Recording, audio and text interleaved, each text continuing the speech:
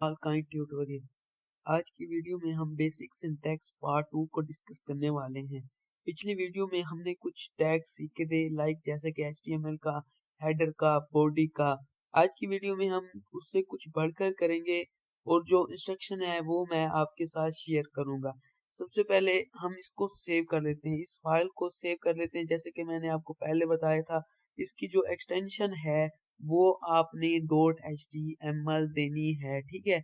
अब यहाँ पर मैं इसका नाम दे देता हूँ पार्ट 2, ठीक है, पार्ट 2। यहाँ पर मैं लिख देता हूँ बेसिक सिंटैक्स। सिंपली मैंने यहाँ पर बेसिक सिंटैक्स डॉट, अब एक्सटेंशन देनी है .html।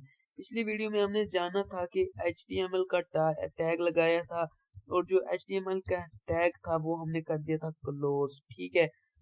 अब इसके बाद हमने लगाया था हेडर, जिसको प्रोनाउंस किया जाता है HTML में हेड के जरिए, ठीक है।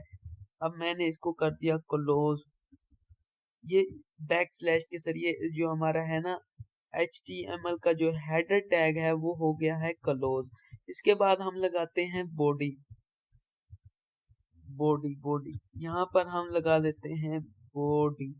बॉडी का क्या मतलब कि निचला जो हिस्सा होता है वो बॉडी होती है, और जो हेडर होता है वो ऊपर वाला उससे हिस्सा होता है। जैसे कि नाम से भी जाहिर है कि हेडर और फुटर या फिर बॉडी। इस तरीके से जो मैं अपना बॉडी का टैग है वो कर दूंगा क्लोज। अब क्या करना है कि अब हमने इसको सेव भी कर लिया। सेव कहाँ किया हमने? डेस्कटॉप पर। ये देखें कि पार्ट 2 बेसिक सिंटैक्स हमारी जो फाइल है वो आ चुकी है। अब मैं इसको ओपन करके देखूंगा कि आया कि जो हमारा डाटा है गया है नहीं, बट ये नहीं जाएगा क्योंकि मैंने इसमें टाइटल दिया है, ना मैंने इसमें कुछ अभी हेडर बस टैग लगाए हैं, ठीक है।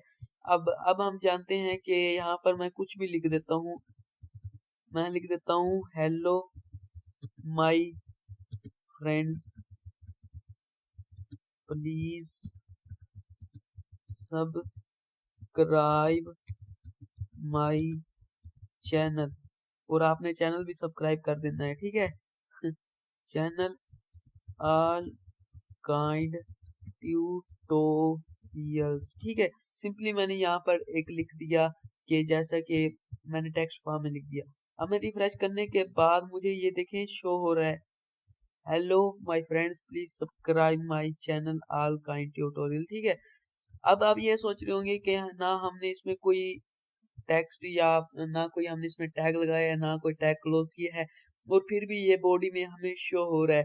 तो फिर इसी को देखते हैं कि हेड में बगैर टाइटल के कुछ डाटा लिखते हैं तो हमें दिखाएगा कि जो हेडर होता है या फिर ये वाली जगह है इस पर जो डाटा है वो हमें दिखाएगा कि नहीं। मैं लिख देता हूँ ऑल काइंड ट्यूटोरियल्स, ठीक है। सिंपली मैंने लिख दिया, हेडर में लिखा।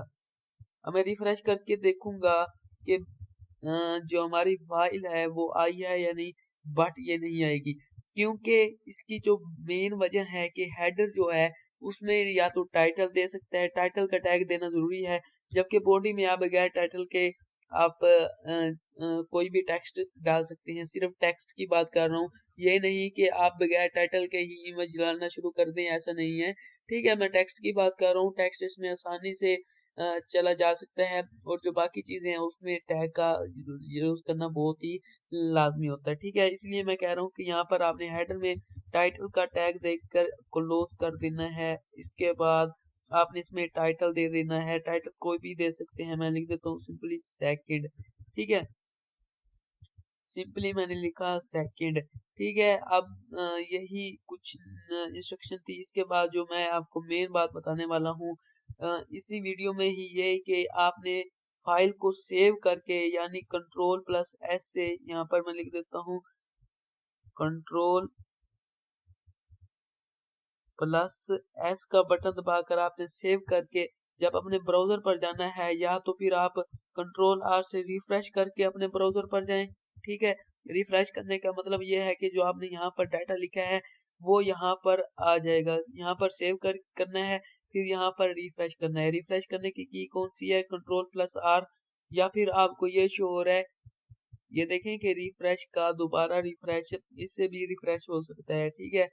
अब हमने ये सीख लिया कि जो हमारी फाइल है उसको सेव करना है और उसको रिफ्रेश करना है अपने ब्राउज़र को।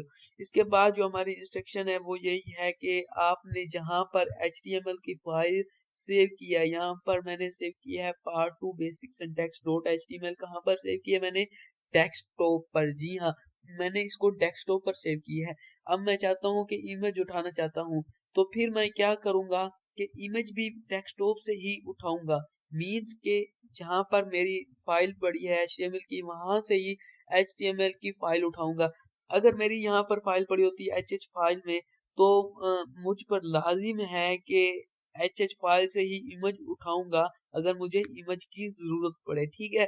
आपने इस बात को ध्यान करना है कि ऐसा भी हो सकता है कि आप इमेज कहीं और लोकल डिस्क ई से उठाएं और जो आपकी HTML फाइल हो वो पड़ी हो लोकल डिस्क डी में, तो उससे आपकी जो इमेज है वो ब्राउज़र में शो नहीं होगी और आप परेशान हो जाएंगे। इसलिए मैंने ये आपको इंस्ट्रक्शन दे दिया है कि भाई आपने जहाँ पर फाइल सेव करनी है वहाँ से ही डाटा उठाना है।